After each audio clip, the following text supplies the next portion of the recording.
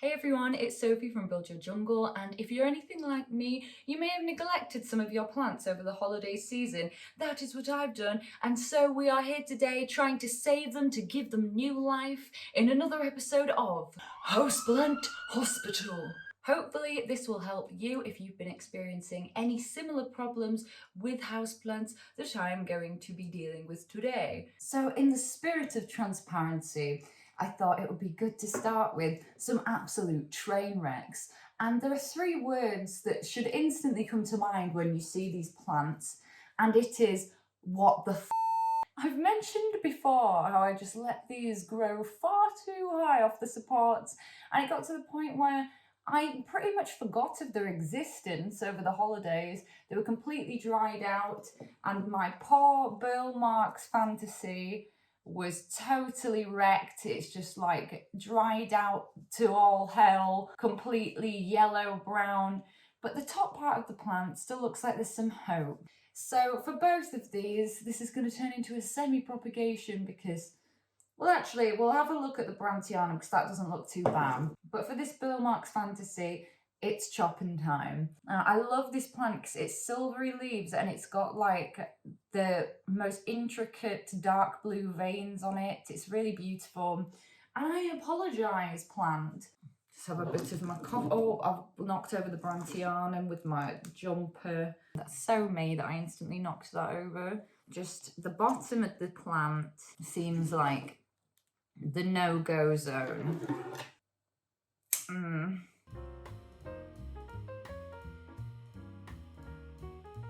My God. Turn away, people that get angry when I use scissors. I've never done a wet stick propagation with a Burl Marks fantasy, so God knows if it'll work. I usually find that when the stems are this thin, it's not usually a great sign of success, but we'll give it a go. This one, we will be able to root. Now, even though this leaf is looking like this, I'm still going to leave it on because I still think it's going to be helpful to rooting this plant.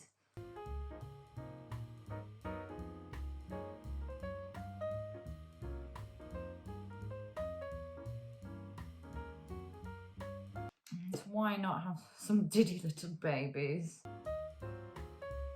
Okay, so I've got these unlikelies, but we'll try.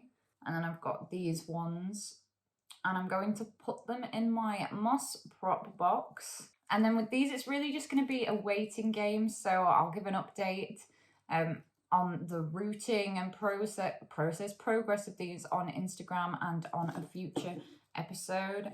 For this Brandtianum, just seems to me like, actually, it seemed worse than it was because it was tangled in the thing. And this plant's very long and needs a support. I do not have one for it at the moment.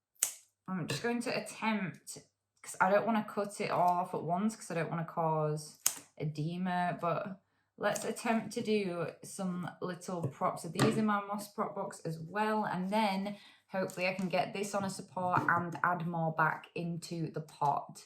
So for these, I was going to put them in my other prop box, but it's become very apparent to me that that prop box is very full, so we're going to be reusing this for the millionth time mini muffins free from container. And this is live sphagnum moss that's sustainably sourced. I'm just going to loosen it up.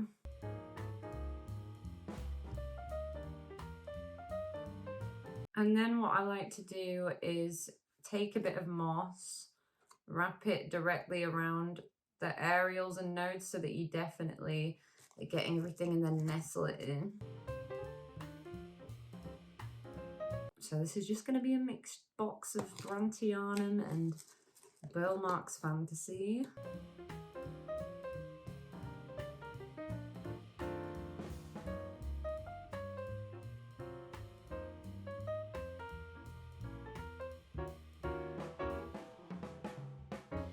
And there we go.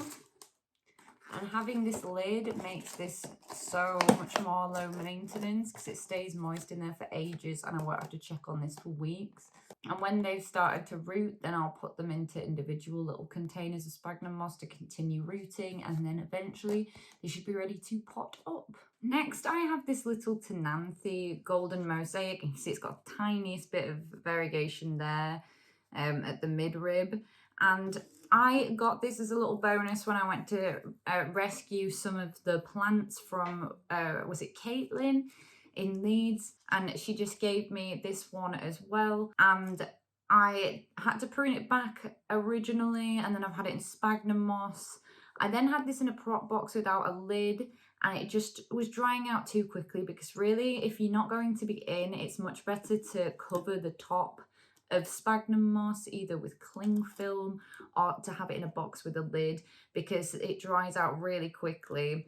All the leaves are really curled up, but now that I've had it in a prop box with a lid, it's really done better and put out these two leaves. I mean, that's not the best, but this one's looking much healthier. So now what we're going to do is take a look at these roots and pot it up, probably, because then it will probably stay a lot more moist and not be as angry at me. Yeah, I can see there's quite a few roots on here. And you can see it's got a tiny other little growth point here.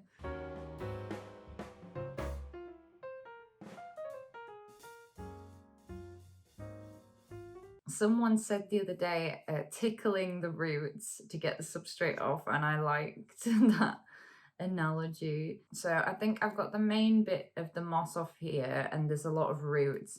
But I'm going to, because this is a Tenanthe, and Tenanthe and Calathea and Maranta all like to be very moist, I'm actually going to leave the little bits of sphagnum moss around the roots just to help it transition into living in soil. And for this one, I've got Soil Ninja, the houseplant base mix, and I'm just going to be loosely potting it up.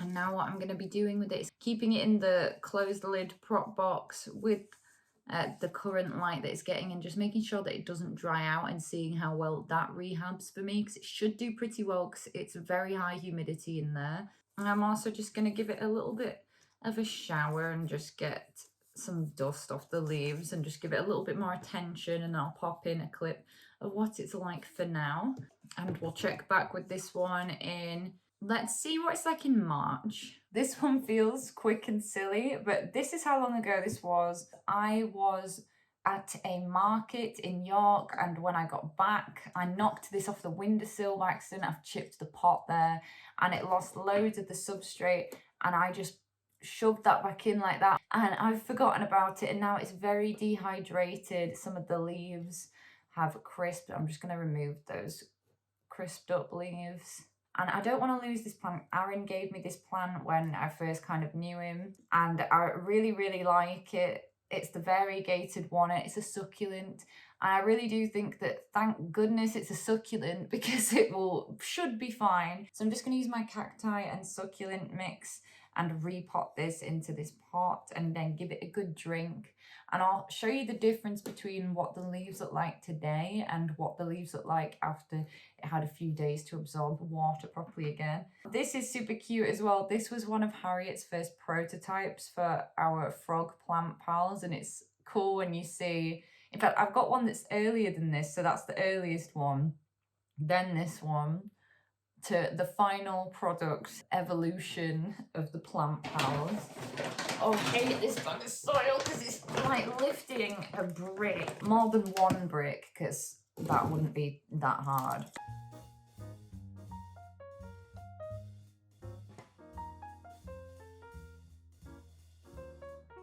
There, hopefully I don't knock it off the side again. Go give him a drink. You guys are gonna love my shoes today. Rainbow, oh, you can't even see. Rainbow eyeball frogs. Yes, let's have a bit of a tidy.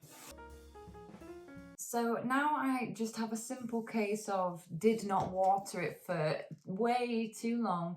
And it was this fern, which, to be honest, I forget about a lot, but it does sit behind me on the little table in the background of my videos usually. And It's just done that classic fern crispy thing. I mean, looking at it, it's just starting to look like it could use a repot as well, but we're not going to be doing that today. No, it is the classic what do you do to a dehydrated fern situation. So this is such a simple fix, because the good thing about ferns is that they are very forgiving. Once you have wronged them, they can bounce back, because they are not forgiving when you don't water them. I'm telling you that. Look at this one, for goodness sake. I've cleaned the scissors and I'm just going to go in and remove the crispiness. It's reassuring to see, usually when you're doing this, I can see some tiny little points of new growth that are hiding under this dried up stuff. At least you do know that it's capable of coming back from this. To have this much, like, it's undoubtedly because it dried out so much. I mean, I couldn't even tell you when I last watered this plant, and that's weird for me because I usually remember stuff very accurately like that. And I'm also gonna get the dried up leaf litter off the top of the soil, because I don't want to encourage like mold and stuff. That's just another place for pests to hide. You know what? I think it's worth this one just coming off. Now give us a twirl. This one is new, so I don't want to be chopping that. You can usually tell by the colour, also the flexibility and the little fuzzy bits that it gets, which I'm saying that I shouldn't probably be touching that and rubbing my fingers all on that, because it can be a bit irritating. Some more new growth I can see in the middle, so there is hope. Right, here we have all the crap, and here you can see that already looks so much better. I mean, to be honest, that looks passable, as if nothing had even happened to it, to be honest. It's not that bad at all. So I'm going to give this a good water, and then the prescription for this fern is to just give it good light and watering, and not to let it dry out more than halfway down at all. Like, to keep it consistently moist. I will be giving it a new pot in spring, and I really think that this should make a good comeback, and you guys will see because it's in the background of my video. So I'm not putting her back in a pot because I'll forget to water her. Also from this room, I have the Tradescantia Nanook, and why I feel even more that I need to just sort this out before it gets furtherly crispy is because I'm looking after this plant for someone else, so I don't want to accidentally let it go a bit. This is one of the only plants, I think I've got 2 plants, maybe 3 in the whole house, that I've never repotted since getting it, and that was because I thought I'd be holding on to this for a short amount of time, but I've actually been holding on to it for a long amount of time. I can't resist, I'm just going to take this dried leaf off. This is such a beautiful pink plant with like fuchsia bases, and they propagate very easily, but I have found that the Nanook is a much slower grower than other kinds of Tradescantia, and this is in a really bad mix, and also it's very root bound, and usually when it's this temperature in this room and stuff, I wouldn't advise to repot at this time, but I'm going to, because I think that if I don't repot this till it gets warmer in like April or something, I think that we're going to have some problems, further problems with crisping. So I need to do a repot. And 3 strikes you're out is not going to work because it's too... Oh, there we go, actually. You can see it's got lots of nice roots, and it's a very simple fix. So if you've got brown crisping on your Tradescantia Nanook, I'd just recommend checking out the roots. But also don't get it confused with, because this happened to me a lot the first time I had one of these, and it would be when you get the bendy, like the flexible, not dried out like this, not like dried out brown, but just patches of brown. And that can be from too much light stressing out the plant, or it can also be from issues with root rot and overwatering. This mix is full of coir, and it's just drying out way too fast for this plant. So I'd like to tease the majority of it away, but I'm not going to be like absolutely faffing with the roots because the roots don't seem unhappy. They're just outgrowing this pot. So I've kind of knocked a lot of it out of the center. I've freed up the base roots, so I'm just gonna get a bigger pot for this and then pot it up in the normal houseplant potting mix. So last year I think I had a bit of a habit of not being afraid to pot up larger, and I'm just gonna go for it. I'm gonna go for it because I need to make the amount that I repot less frequent. I'm going to show you a really good trick for repotting. So put some into the base, then put the old pot into the pot, fill it up, get into the sides. Then when you've done that, lift out the old pot and you've got the perfect size to put in the plants. I just went to my nan's house the week after Christmas, and it was very nice to see that the Anthurium clarinervium, which was one of my absolute babies that you'd seen me share a lot on videos and stuff that I gave to her a few months ago, it was still doing very well. It had a new leaf on the way, and I was expecting it to not be good because she'd not had any experience with that plant before. So I'm really pleased that it was. There we go. And I'm not actually going to remove this leaf because quite a bit of it is still obviously alive, and if the plant wants to use that for nutrients and so on and so forth, when it's grown more healthy foliage, I may prune those two leaves off, but I'm just going to give this a water, but not with any fertilizer at the moment because it's winter and this plant grows so slowly, and also because this potting mix has worm castings in it anyway. And I really wanted to repot the Hawaiian Vulcan Palm and also my Hoya Waitii, but I've realised when I looked in my pot cupboard I haven't got any big pots, so I need to go to the garden centre. So anyway, that's going to be it for today's episode of Houseplant Hospital.